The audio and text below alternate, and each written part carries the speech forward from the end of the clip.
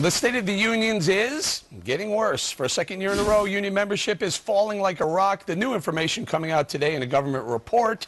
Our chief Washington correspondent has been digging through the report all day. He's sweating. James Rosen, what'd you find? Eric, good afternoon. Union membership in America actually grew by almost 50,000 people last year, but the figure overall is still the lowest it's been since the Great Depression. Let's break down the numbers for you. In 2011, there were just shy of 15 million union members in America. That's down more than 1.5 million from 2 decades ago, and the percentage of working Americans enrolled in unions was down more than 3 points since 1992. In the private sector, the rate of unionization was down to 6.9%, unchanged from 2010, but a steep drop from almost 12 points from the early 90s. Turning to the public sector, the picture for big labor brightens somewhat. A little more than 1/3 of cops, teachers, and firefighters and the like is unionized, and that's remained fairly stable since the 1980s. Conservative analysts and the labor unions, not surprisingly, differed over why the numbers are what they are and what they tell us. Despite an unprecedented volley of partisan political attacks on workers' rights and the continuing insecurity of our economic crisis, said AFL-CIO President Richard Trumka, union membership increased slightly last year. It is telling, Trumka added, that as our country begins to recover the jobs lost during the Great Recession, good union jobs are beginning to come back. Over time, what's really happening is also a function of the economy. When the economy's down, jobs are down. But, union workers are going to be particularly harmed because of President Obama's policies. And specifically, Borrelli cited what he calls President Obama's war on fossil fuels. The largest increases in union membership, by the way, were in the fields of construction, healthcare services, and retail trade. Eric. All right, thank you, James Rosen. Thank you. So how will Democrats respond to today's weak union numbers? If my next guess is right, your tax dollars will start supporting a lot more union-friendly causes.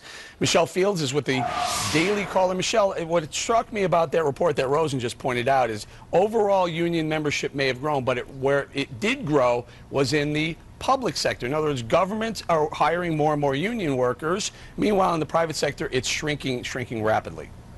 Of course, well, government is a specific sector that doesn't have competition.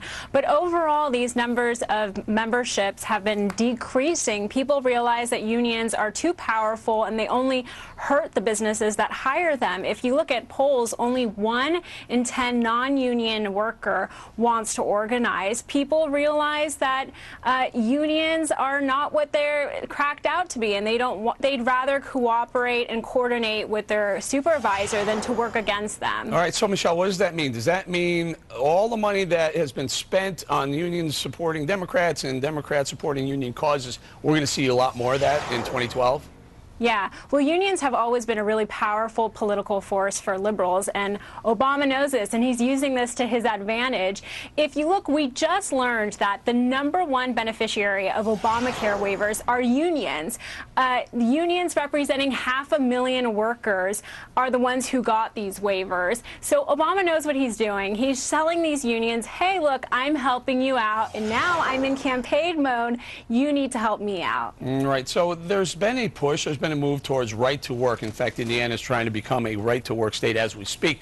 That doesn't bode well for union membership.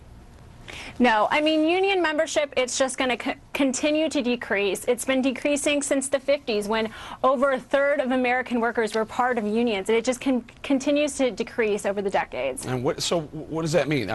What about the numbers? Here's what's very important and interesting to me is that the number of money, the dollars spent by unions on presidential campaigns and other Democratic causes has been literally approaching 100%, sometimes in excess of 90%. We'll see the same. We'll see more union spending on Democrats?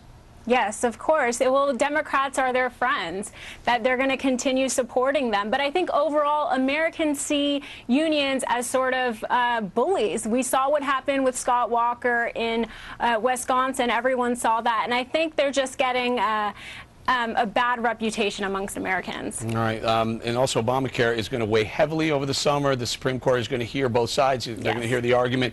What does that mean? I think that eventually unions are going to try to push Obamacare and work to try to make sure that nothing happens to Obamacare, but hopefully American people will see through it. All right, Michelle Fields, thank you so much. Thank you.